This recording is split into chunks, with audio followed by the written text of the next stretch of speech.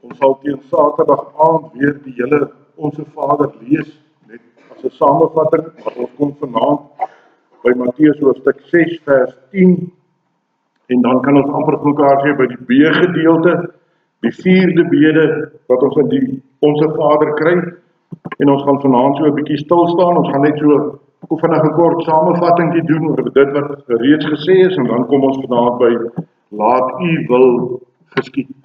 Maar voordat ons dit doen, kom ons verenig in gebed voor die Here. Here onse God, as ons stil word, dan is ons opgewonde om al hierdie wyshede, al hierdie waarhede uit U woord te ontdek. Vir baie van ons is dit bekend, en is dit eintlik 'n herontdekkingstog waarmee ons besig is, maar dankie ook dat U deur die Heilige Gees met elkeen van ons kom spreek, en vir ons kom opvoed, en vir ons kom leer. Here, dat U woord is onfeilbaar. Dankie vir 'n modelgebed, wat ons kan gebruik as lig vir ons voet, as lamp op ons pad, wat ons kan gebruik om ons te help, om U beter te leer ken. Spreek daarom ook vanaand deur die knegg die woord, en gee dat ons dit sal inneem, en saam met ons huis te vat. Ons bid dit in Jesus Christus se naam. Amen.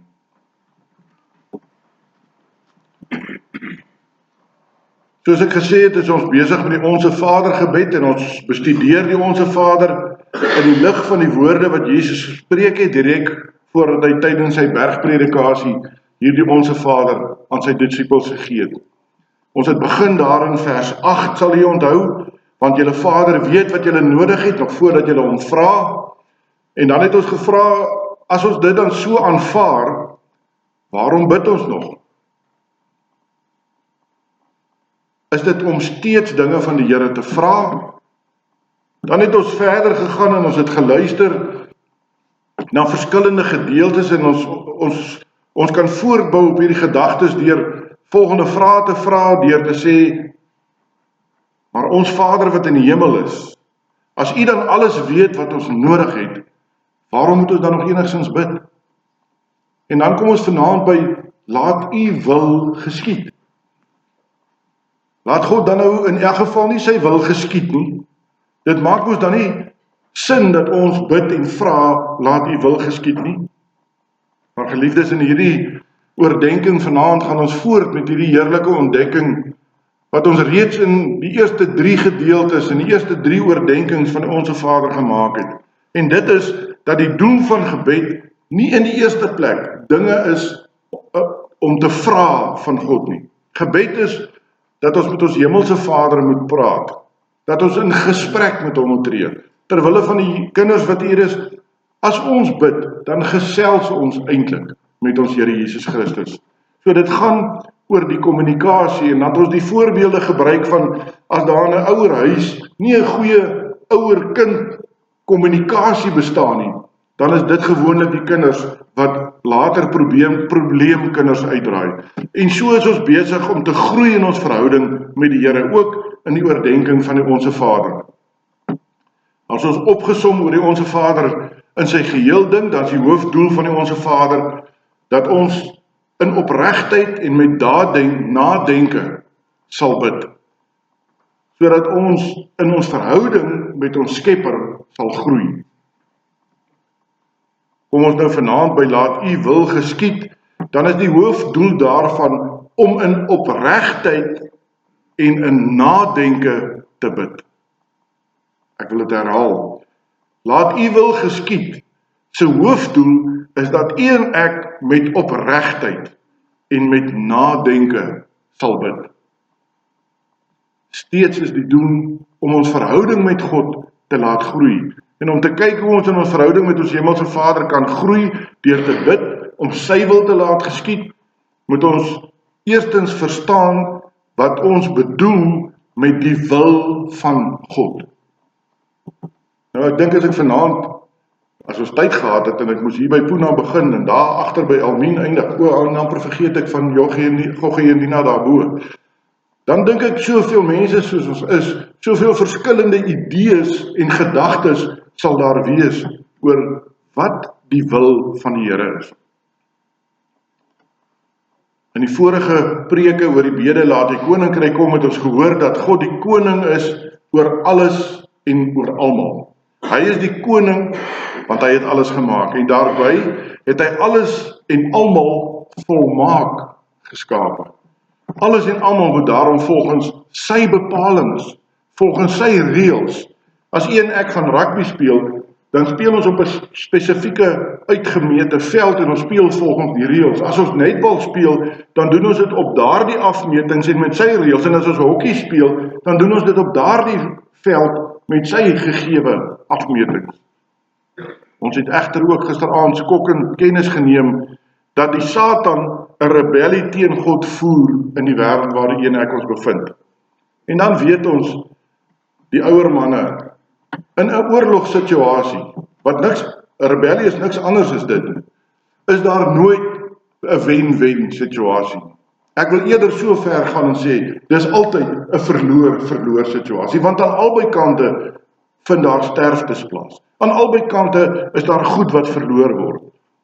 Daarom dat die wêreld waarbinne ons nou leef so maklik seer maak met siektes, met dood, met gebrokenheid, met verbreekte verhoudings.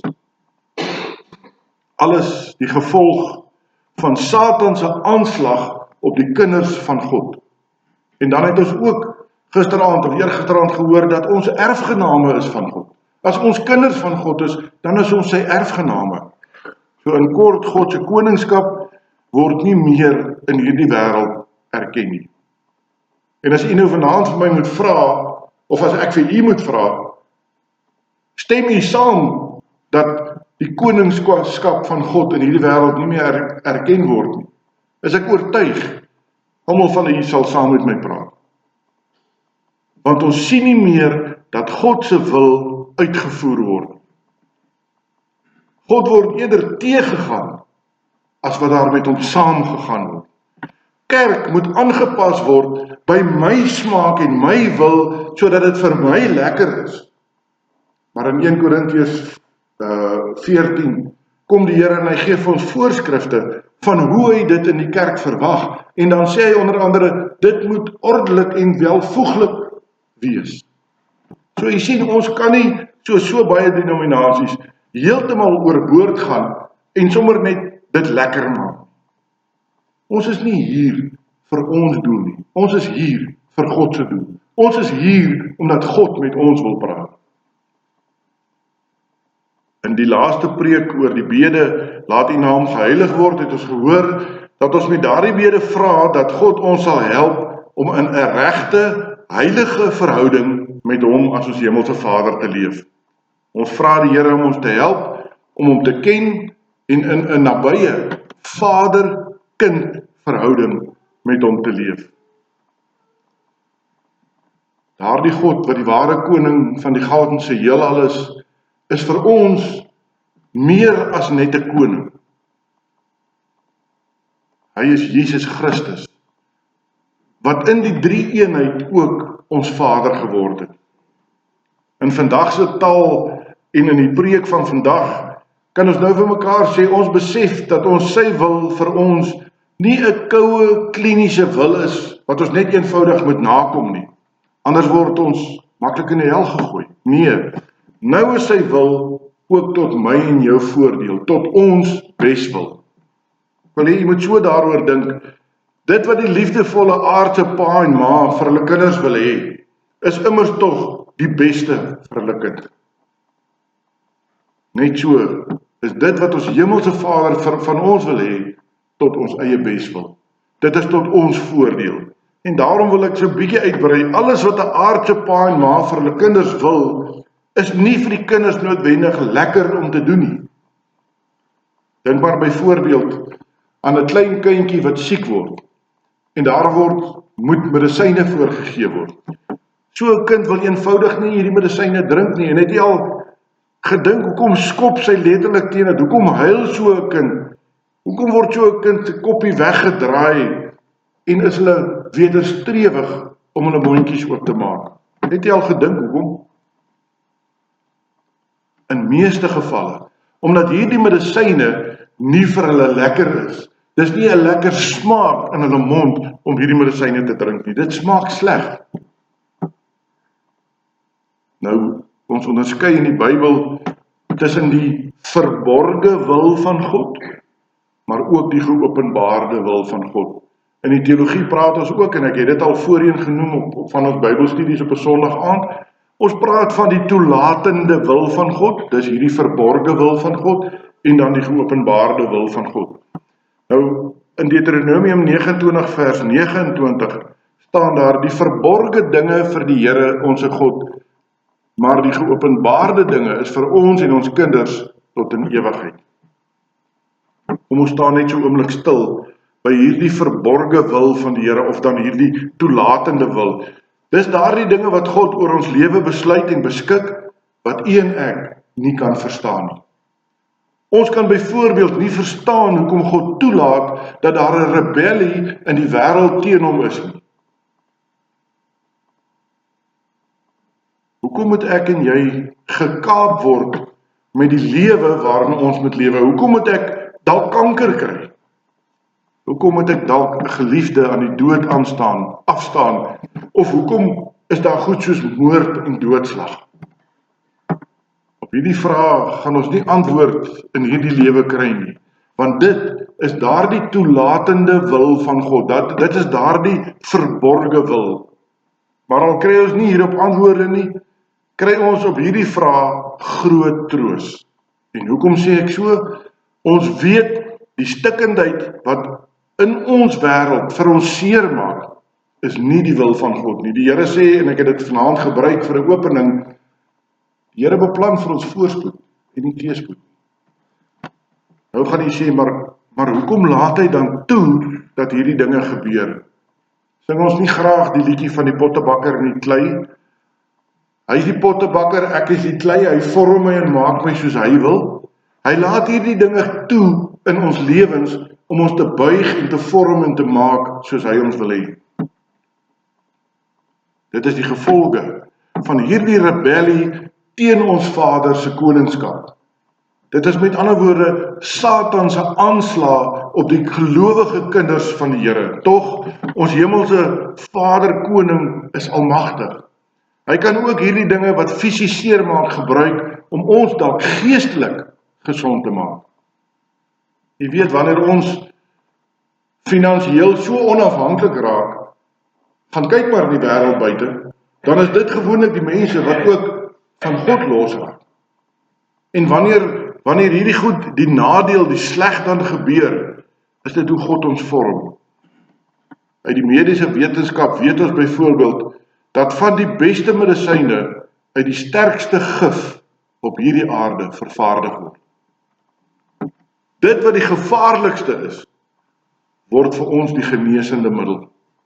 Ons hemelse Vader is baie slim. Hy weet hoe om uit hierdie gif van die wêreld die beste te haal om vir jou en my geestelik gesond te maak in hierdie gebroke wêreld. Ons is soms soos klein kindertjies wat skop en wat huil en wat protesteer teen hierdie slegte medisyne. Ja, soms voel dit selfs of hierdie slegte medisyne my net sieker maak. Maar tog, op die lange duur, wanneer die effek, die na-effek inskop, dan word een ek gesond. Onthou daarom altyd, dat wanneer die Here met hierdie slegte medisyne na my en na jou toe kom, hy na ons toe kom as ons hemelse Vader. Hy is 'n Vader wat lief het. Hy gebruik hierdie goed om wêreldse medisyne te maak, hierdie gif om wêreldse medisyne te maak, wat jou en my geestelik gesond maak, dat ons steeds nader aan hom sal groei. Wat 'n troos is dit nie, om te besef dat die wil van my Vader in die hemel nie iets is waarvoor ek hoef bang te wees. Ek hoef nie weg te skram van hierdie dinge af nie. Wanneer ek my volledig aan sy wil oorgee, dan weet ek dat hy weet wat die beste vir my is. Hy het my en jou geskape. Hy ken ons voor ons gevorm is in ons moederskoot. Hy weet wat die beste is. Hy sal die beste met my laat gebeur, al voel dit vir my asof dit op daardie stadium die slegste ding is ooit. Dan is dit slegs soos daardie goeie medisyne wat oor die lange duur ons tog gesond maak. Daarom kan ons ook met vertroue langs 'n siekbed of in moeilike omstandighede gaan bid, laat U wil geskied. Dan bid ons eintlik, Here, help ons om rustigheid te vind daarin dat U die beste weet. Laat U hier gebeur wat die beste is, al proe dit dalk nou vir ons sleg. Ons vertrou ons volledig aan U alwyse liefde toe. U sal laat gebeur wat op die lange duur vir ons die beste is. Dan naast hierdie verborge wil, hierdie toelatende wil, onderskei ons ook die geopenbaarde wil van God. En waar leer U en ek van die geopenbaarde wil van God? In sy woord. God openbaar hom in sy woord tot so 'n mate dat dit genoegsaam is vir jou en vir my saligheid. Die Heidelbergse Katekisme se verklaring oor hierdie bede, laat U wil geskied, val die klem en fokus die katekismes hoofsaaklik op hierdie geopenbaarde wil. Hier gaan ek weer 'n beeld van aardse ouers en kinders gebruik om dit net so 'n bietjie meer verstaanbaar te maak. Wanneer U en ek 'n ouer is, wanneer ons die voorreg het om 'n kind te hê, dan is daar sekere reëls en moets en moenies wat neergelê word. Kinders in die huis moet op 'n sekere tyd gebad word. Kinders moet op 'n sekere tyd gaan slaap. Hulle hou nie van hierdie reëlings nie. Hulle huil en hulle protesteer. Tog is hierdie reëls tot die kinders se eie beswil, want dit leer hulle orde en dissipline. Ouers met kinders wat ouer is, het weer 'n ander stel reëls as ouers met klein kindertjies. Ek onthou, toe ek hier so in die hoërskooljare was, toe was die sogenaamde garage partytjies was die inding. En die wat toegelaat is, ek onder andere was toegelaat om te kan gaan, maar ek moes 10 uur in die huis wees. Hoërskoolseun, wat dink hy weet alles, wat protesteer oor hoekom ek 10 uur in die huis moet wees. Maar dit was die reël. Dis neergelê en dit sal nagekom word. Soms kan sulke dinge groot konflik in huishoudings laat ontstaan. Kinders kan hulle ouers as wreed en ongevoelig beskuldig. Tog is dit nie omdat die ouers wreed met hulle kinders is as hulle hierdie reëls instel nie.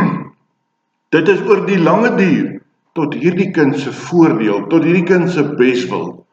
Hierdie kind leer dat sekere dinge op sekere maniere moet gebeur en daardeur word hulle beskerm teen allerlei kwaad wat geneig is om op sulke partytjies byvoorbeeld uit te broei.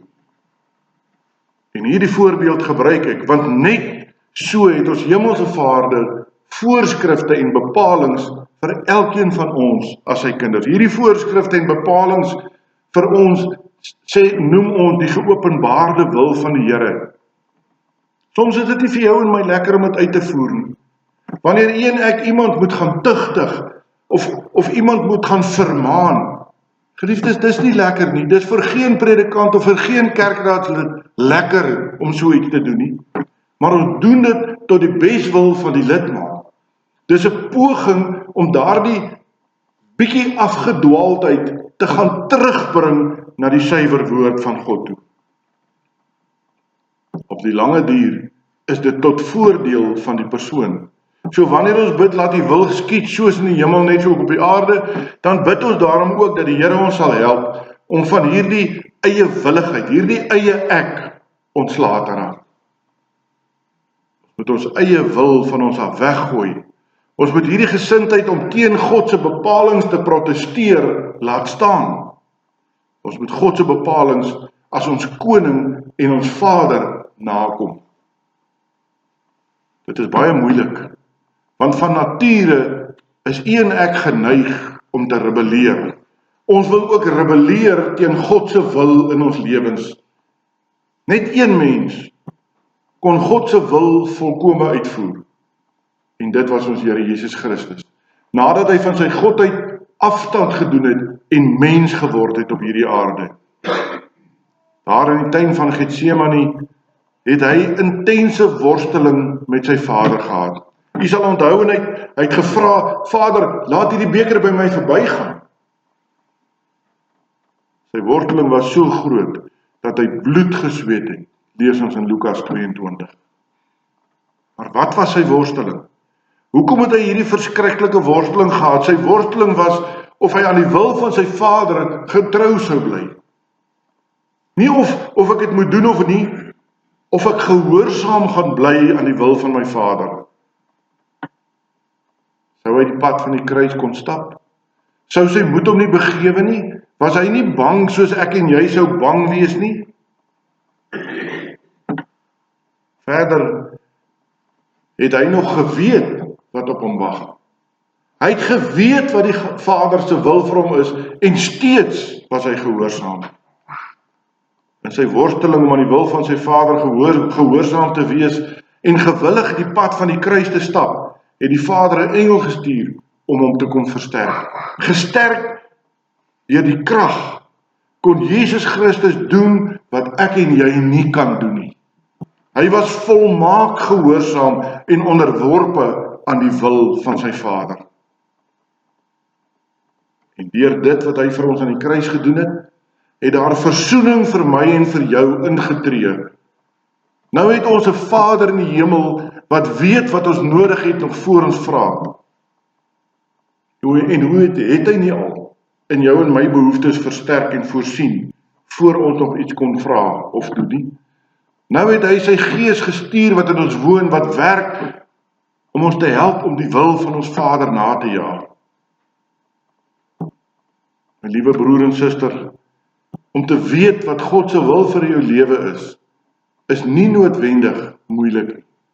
Hy het sy wil in sy woord vir ons geopenbaar. Al wat ek en jy moet doen, is ons moet sy woord leer ken. En dan kom die vraag vanaand, hoe goed ken jy God se woord? Hoekom sê ons so maklik, dominee, ons ken nie die Bybel so goed soos jy, dat ons versies kan aanhaal nie? Wat is die dominee anders as jy? 'n begenadigde, wat 'n bietjie meer genade ontvang het om wel die studies te kan gaan doen en te voltooi. Maar hy sondaar mens soos elkeen van ons. Daarom die vraag, hoe goed ken jy God se wil vir jou lewe? Het jy al regtig moeite gedoen om die woord te bestudeer en sy wil in jou lewe te gaan soek? As jy waarlik die Here se wil in jou lewe laat geskied, moet jy doelbewus tyd maak vir Bybellees. Jy moet doelbewus tyd maak vir die Bybelstudie. Jy moet doelbewus tyd maak vir die afspraak wat God in Potchefstroom 9:30 elke Sondag met jou gemaak het, sy erediens. Ons moet 'n honger kry om te leer wat God se wil vir my lewe is. En dan stop dit nie daar nie. Jy moet God se wil in jou lewe begin toepas en begin leef. Dis ook nie maklik nie. Want jou sondige natuur rebelleer teen dit. Waak egter teen daardie rebellie, want as jy daaraan toegee, word jy deel van die rebelle mag teen God se wil. Die Heidelbergse Katekismus sê dat ons God se wil op 2 terreine in ons lewens moet gehoorsaam. En ek gaan nie baie uitbrei hierop nie. As ons praat van ons amp, dan verwys ons na ons geestelike aspek van ons lewens. Die amp van die predikant, die amp van die leraar, die amp van die ouderling, die amp van die diaken, maar ook die amp van die gelowige. As gelowiges moet ons na 3 dinge in ons lewens baie fyn oplet. Ons moet ons hele lewe, alles wat ons doen, aan die Here toewy, want so word ons priesters in sy koninkryk. Die tweede ding is, ons moet lewe dat ander mense God se genade in ons lewens kan sien. Ons optrede moet hulle dus nader trek, want so word ek en jy profeet van ons hemelse Vader. En derdens, ons moet ons lewens so leef, dat ons nie in opstand teen God is nie. Ons moet oor ons sondes heers, want so word ons konings in die koninkryk van God. As die katekismus praat van ons beroep, dan word daarmee verwys na dit wat ons dagtaak is. Maak nie saak wat jy doen nie, of jy 'n besturende direkteur van 'n maatskappy of 'n internasionale maatskappy is, en of jy dalk die skoonmaker is wat in die aande die kantore skoonmaak nie. Jy moet jou beroep op so 'n wyse beoefen, dat jy die Here daarmee dien en verheerlik.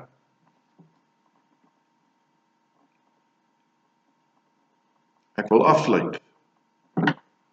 Alles moet daarna streef om God te verheerlik. Die Katekismes sê dat ons God moet verheerlik deur ons ampt en ons beroep so getrou te beoefen soos die engele in die hemel. Die engele in die hemel is volmaak gehoorsaam aan God, want hulle neem nie deel aan die rebellie wat teen God gevoer word nie. Wonder jy dalk of ooit wat God se wil is wat jy moet doen? Ondersoek jou Bybel, bestudeer jou Bybel, gaan soek dit wat God vir jou wil uitwys in sy woord. En as jy nog steeds twyfel en nog nie die antwoorde het nie, dink aan die engele se lofsang daar op die velde in Bethlehem. Ere aan God in die hoogste hemel en vrede op aarde in die mense 'n welbehae. Dan kan ek en jy vra, wat kan ek doen wat die beste tot eer van die Here strek? Bid daarom gereeld. Laat U wil deur ons op aarde geskied, net soos die engele dit in die hemel laat geskied. Hoor U, ek sit 'n bietjie woordspeling by. Laat U wil geskied, laat U wil deur ons op aarde geskied, net soos U wil deur die engele in die hemel laat geskied. Amen. Kom ons bid saam.